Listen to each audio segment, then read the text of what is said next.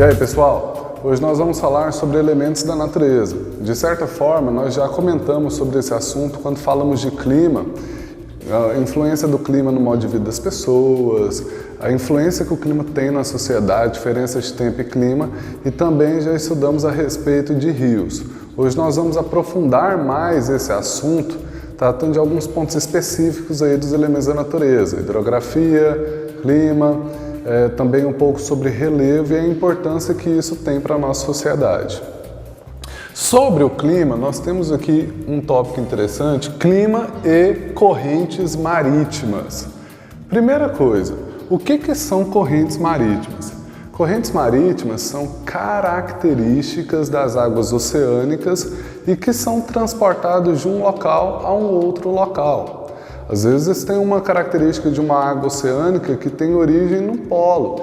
Então a característica daquela água vai ser de ser uma água mais fria, diferente da água que está na região da linha do Equador, numa área mais central, com mais incidência solar. Logo, a característica dessa água vai ser mais quente e tem a movimentação, deslocamento dessa característica de um local para outro. Um exemplo primordial para a nossa sociedade que nós podemos destacar a respeito disso é o chamado El Niño. El Niño é um fenômeno climático que ocorre, tem a sua incidência na época de final de ano, por isso que recebe esse nome de El Niño. E o El Niño é um superaquecimento da água superficial do Pacífico, em especial na costa oeste do Peru. E esse superaquecimento, esse aquecimento anormal, que tem várias teorias para explicar, inclusive incluindo as correntes marítimas, esse superaquecimento das águas do Pacífico pode provocar uma série de danos ao mundo todo. No Brasil, por exemplo, o El Niño, ele pode provocar seca no Nordeste, uma seca extremamente prolongada no Nordeste, em especial para a área do sertão nordestino, e na região sul, chuvas muito fortes, que foi justamente o que eu coloquei aqui, o conceito do El Niño e as consequências aqui no caso para o Brasil, na região nordeste, na seca prolongada e chuvas fortes na região sul. Continuando esse assunto sobre elementos da natureza, passando essa parte de clima e mudando um pouco aqui para a questão do relevo e vegetação, eu coloquei um tópico interessante que é o seguinte, relação entre a altitude de relevo e vegetação. Será que a vegetação ela pode ser influenciada pela altitude do relevo? Com certeza. À medida que aumenta a altitude, e foi justamente isso que eu coloquei, à medida que aumenta a altitude, diminui a temperatura. Nós já estudamos isso. Fatores que influenciam a temperatura de um determinado lugar, nós temos altitude, latitude, continentalidade, maritimidade. Então, olha só, à medida que aumenta a altitude, diminui a temperatura e a vegetação torna-se adaptada a essas condições climáticas. Ou seja, se tem uma temperatura menor, vai ter uma vegetação que vai ser adaptada a essa temperatura menor. A mesma coisa em relação ao contrário. À medida que diminui essa altitude, eu vou ter uma vegetação adaptada, no caso em questão, diminuindo a altitude, aumenta essa temperatura, né, influenciando a questão da altitude para influência em relação à temperatura. Então vai ter uma vegetação adaptada também a uma baixa altitude, assim como tem uma vegetação que é adaptada a uma alta altitude.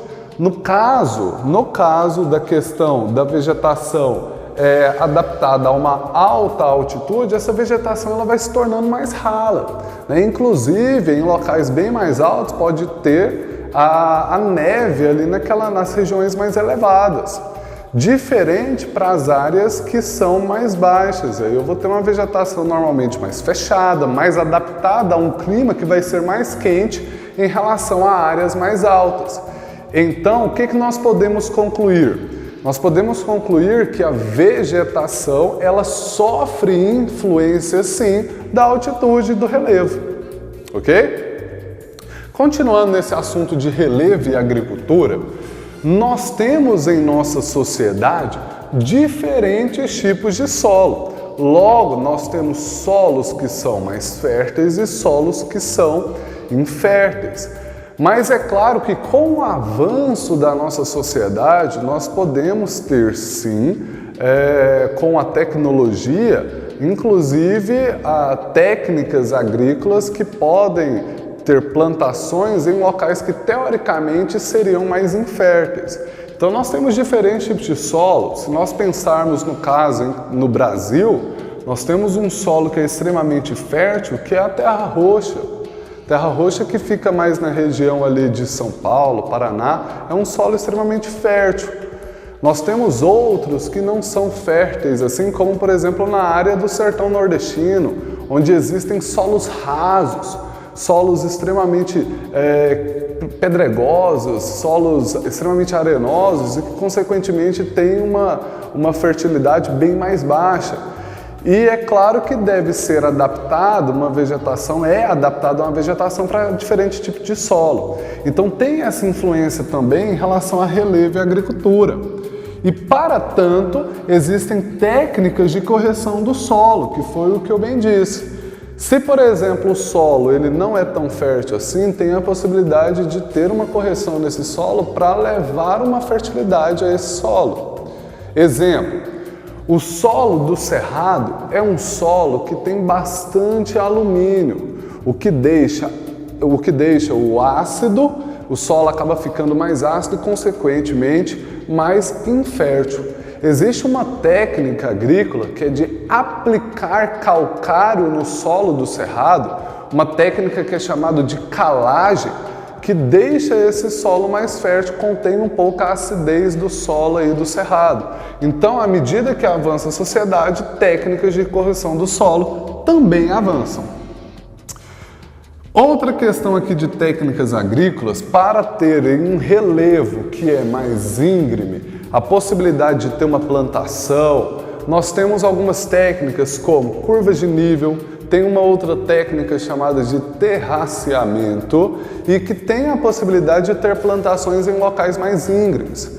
No caso aqui de relevos íngremes, então, e essa técnica que foi mostrada aqui como exemplo, a curva de nível, nas curvas de nível o relevo ele será nivelado por altitude, diminuindo assim o impacto da chuva sobre o solo e a possibilidade de erosão e possibilitando uma plantação em locais que teoricamente, pelo fato de ser íngreme, não teria uma plantação adequada.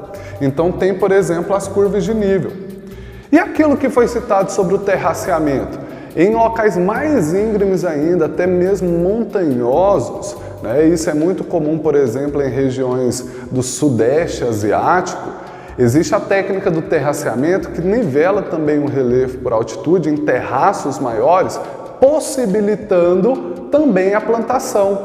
É muito comum o terraceamento numa técnica agrícola, num tipo de plantação chamado de risicultura. Risicultura que é a plantação de arroz.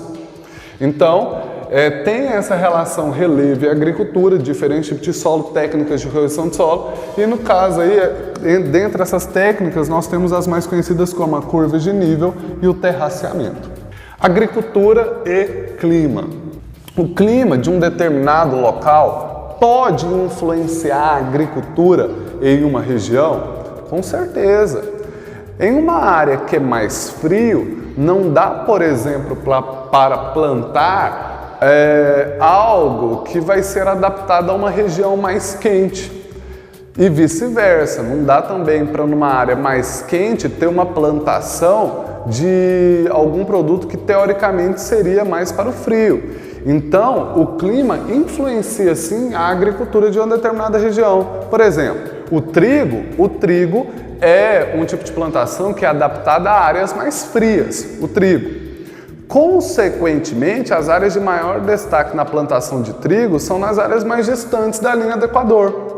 Diferente, por exemplo, da banana. A banana é adaptada a uma área mais quente e tem as maiores plantações de banana em áreas mais próximas à linha do Equador.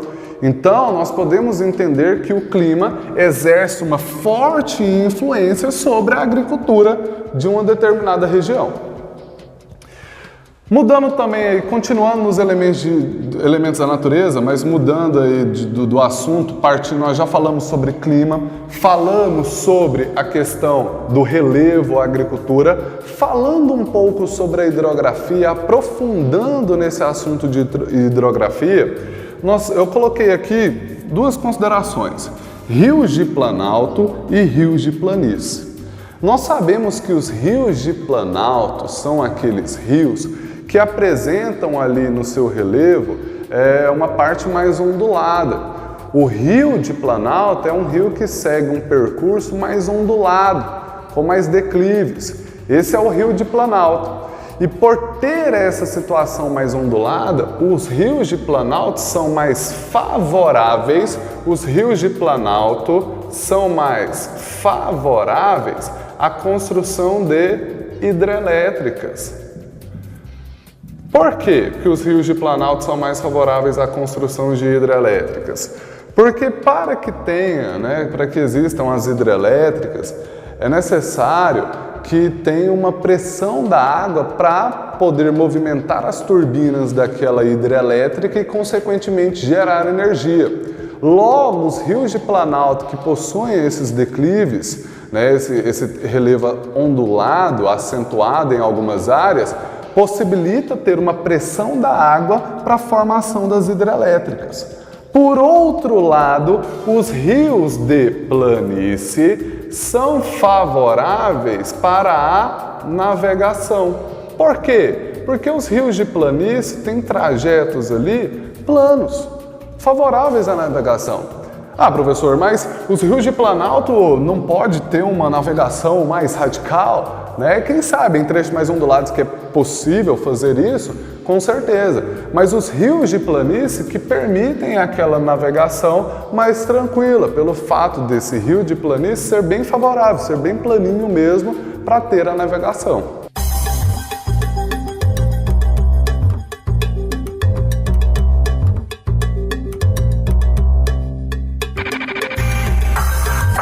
Esse fenômeno recebe o nome de friagem. Quando acontece essa friagem, é porque a massa polar atlântica, em casos mais raros, conseguiu adentrar a região norte do país, diminuindo a temperatura naquela região. Mas não chega a ser uma diminuição de temperatura considerável, por estar essa região localizada próxima à linha do Equador, sabendo que os raios solares incidem lá com maior força. Então diminui a temperatura, mas não tão expressiva assim.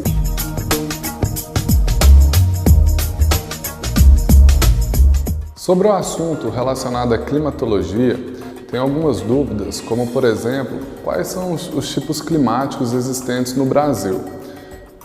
Podemos citar aqui para caracterizar o clima da região Nordeste e o clima da região Sul. A região Nordeste ela é dividida em 4 sub-regiões: Zona da Mata, Agreste, Sertão e Meio Norte. A Zona da Mata, devido à proximidade com o litoral, apresenta um clima denominado de tropical litorâneo, onde apresenta chuvas distribuídas principalmente no meio do ano, aproximadamente junho, julho, agosto.